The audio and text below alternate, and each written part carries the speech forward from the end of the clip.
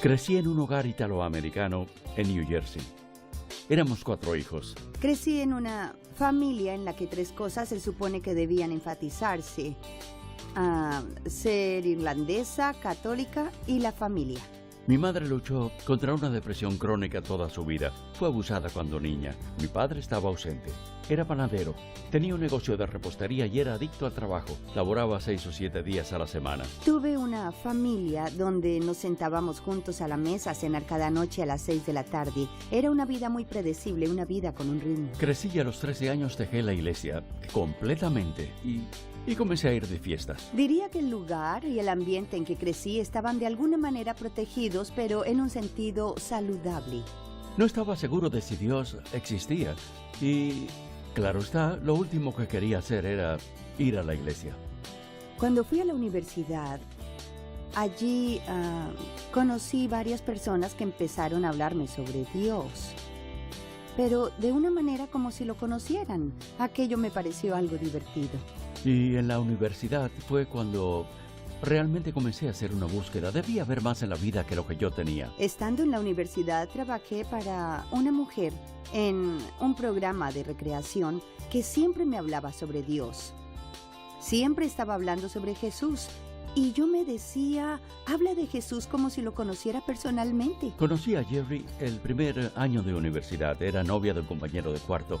Ninguno de nosotros era cristiano. Tan pronto como me convertí en cristiano, le compartí el evangelio. Pero ella no estaba interesada.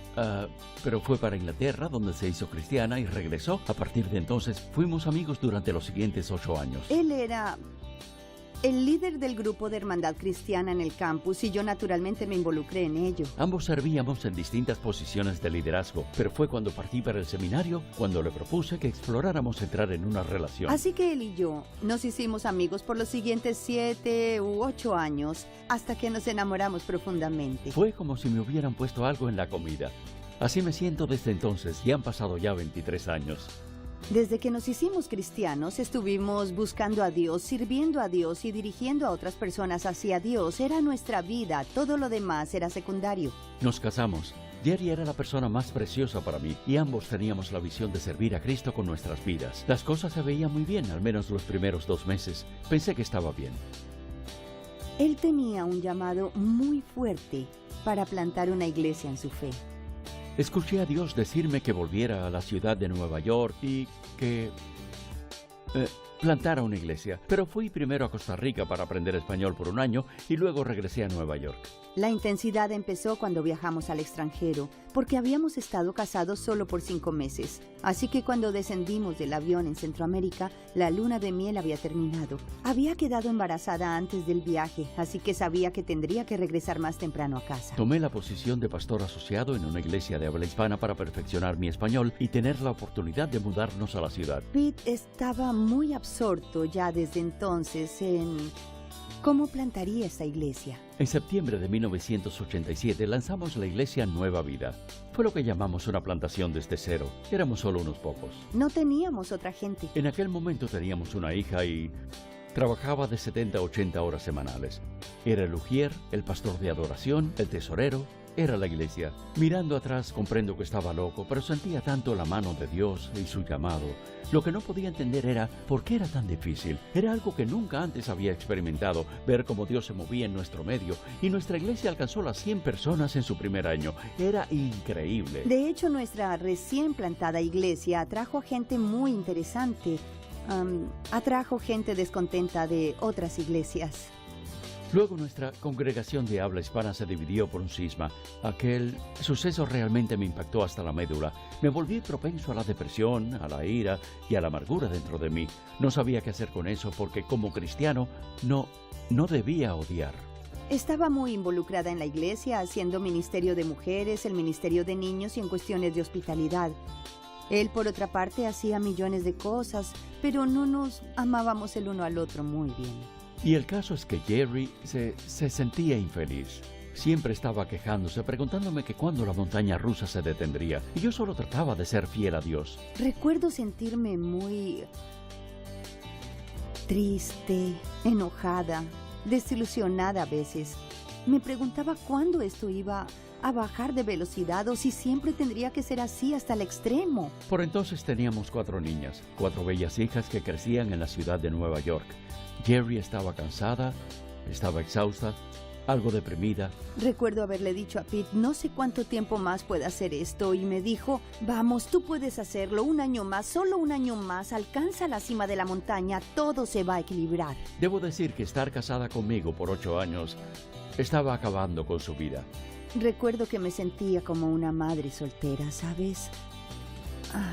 Recuerdo haberle dicho una vez, sería más fácil si me separara de ti, porque así al menos tendrías que llevarte a las niñas los fines de semana. Sabía que algo estaba mal en mí. ¿Por qué era tan activo? ¿Por qué trabajaba 70 horas? ¿Por qué si amaba a mi esposa ella no lo sentía? ¿Por qué la división en la obra hispana? ¿Por qué siempre había conflictos en la iglesia? ¿Por qué este movimiento hacia Dios cuando iba mal en otros niveles de la iglesia? Veíamos a la gente venir y recibir a Jesús por primera vez, las veíamos sanar, y al mismo tiempo que veía todas esas cosas maravillosas que Dios hacía literalmente frente a mis ojos, había tantos momentos de caos, toda la gente estaba revuelta, había crisis constantes. Estaba realmente viviendo la vida del pasado en el presente. Después de 17 años como cristiano y todo el seminario, las conferencias de liderazgo, el entrenamiento, los seminarios, nada incluyó este material. Traté de mantener reprimidos mis sentimientos, pero eso no impidió que surgieran de formas nocivas, como el sarcasmo con él, ser pasiva-agresiva, cosas así. Por eso en el 94 iniciamos una nueva etapa. Tal vez debía cambiar algo en mí. Mientras tanto, nada cambiaba realmente en nuestro matrimonio. Sigo trabajando mucho, sigo estando ausente para Jerry. Así que el 2 de enero de 1996, al cabo de 2 años en este viaje, Jerry me llama y me dice, renuncio a la iglesia, me voy. Me tomó tanto tiempo decir finalmente no quiero vivir esta vida insana más. Cuando finalmente me decidí, ¡wow! ¡Qué alivio más grande! Lo primero que hicimos fue ir a consejería para recibir ayuda con eso. Inicialmente fui para que la arreglaran a ella. Ella fue allí para arreglar la iglesia, yo para que la enderezaran a ella. Lo más doloroso y maravilloso que fue revelado allí fue que el problema no estaba afuera. El problema no eran las niñas pequeñas, el problema no era Nueva York y el problema no era pastoral, aunque todos esos aspectos eran muy difíciles. El problema que encontramos no estaba afuera, sino en nosotros. Recuerdo que se sentó en la cama y me despertó en medio de la noche y empezó a decirme, de una manera nada amable, ¿qué ha sido para ti estar casado conmigo estos 8 años, 8 o 9 años, debido a la montaña rusa en que ha estado viviendo? Los consejeros nos dieron las habilidades para comenzar a ser brutalmente honestos entre nosotros. Nunca olvidaré que me quedé mirándola. Fue un increíble momento porque fue el momento más honesto en nuestro matrimonio. Me di cuenta de que no se estaba conteniendo. Ese fue el inicio de una gran jornada de intimidad para nosotros y para el uno al otro y para con Dios, la intimidad con Dios. Así que empezamos a ver la vida de tal manera que no encontramos el gusto a regresar a la manera en que vivíamos. Al final de nuestro año sabático cambiamos como personas, cambiamos mucho como personas y lo sabemos, pero el problema es que volvimos a un sistema que no había sido cambiado. Poco a poco, a partir de 1996, integramos todo esto en Nueva Vida. Jerry y yo empezamos a compartir todo esto ante la iglesia. Empecé a liderar y a vivir a partir del quebranto y la debilidad, en lugar de a partir de mis fortalezas y dones. Empecé a ser honesto con la gente sobre mi propia lucha. Eso fue un gran cambio, en lo personal y desde el púlpito, dejando aparte la imagen de que lo tenía todo resuelto. Me sentí muy vivo porque no tenía nada que perder. No nos importó si todos se habían ido de la iglesia.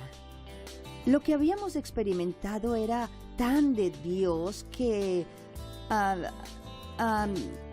decidimos ser nosotros mismos. Eso era lo más importante. Seríamos nosotros mismos. Seríamos honestos con nosotros mismos y seríamos honestos con los demás. Conforme avanzamos en esta jornada en 1996 hacia la espiritualidad emocionalmente sana, como la llamamos hoy, comencé a experimentar, primero que todo, los mejores años de mi vida como ser humano, como persona, como cristiano, como padre, como esposo e incluso disfrutando ser pastor. Yo siempre tenía como gran prioridad un cambio de vida que me ha transformado desde lo hondo de mi corazón. He visto y estoy en deuda con los efectos de este cambio. Nos sentimos responsables, Pete y yo, de dedicar un tiempo aparte para reestructurar la iglesia. Empezamos a tener retiros de matrimonios y de solteros. No es solo una transformación externa. Oh, estás ardiendo por Jesús. La pregunta es si eres el mismo cretino en casa. ¿Eres diferente en el trabajo? ¿Cómo eres a puertas cerradas? ¿Cómo eres cuando estás sometido a mucho estrés? ¿Vuelves a ser la persona que eras antes? El impacto fue muy significativo. O sea, las vidas están realmente cambiando. No estábamos esperando que ocurriera una explosión en términos de transformación en las vidas de las personas. Nuestro ritmo de vida ha cambiado tremendamente, pero sabemos que aún necesitamos bajar más la velocidad. Cuanto más profundas se hacen las raíces en Dios, mejor aún será su fruto. Queremos seguir siendo la iglesia que éramos, trayendo a la gente a Cristo y activos, pero menos activos de lo que éramos. Ahora que empezamos a integrar la tradición contemplativa en nuestras vidas personales y matrimonio, empezamos a ver grandes frutos. Nuevamente tengo como prioridad ver la vida de la gente cambiar como personas, en el matrimonio, en la familia, hacerlas llegar a un lugar diferente. Si reuniéramos todo esto y lo escribiéramos en un libro, nuestra historia y lo que hemos aprendido, entonces tal vez podríamos ahorrarle a otros pastores y familias el dolor de estas experiencias. Nos damos cuenta de que no solo somos quienes vivimos en Nueva York, quienes queremos bajar la velocidad de nuestras vidas para estar con Jesús. Es un hecho mundial que la gente vive demasiado deprisa. Creo que Dios usa el silencio para que conozcamos a Jesús. Y estar con Dios es tan importante o más importante que lo que hacemos para Él. Ella salvó mi vida y salvó New Life, nuestra iglesia. Y no estaría hoy aquí si ella no hubiera tenido el valor de decir no más.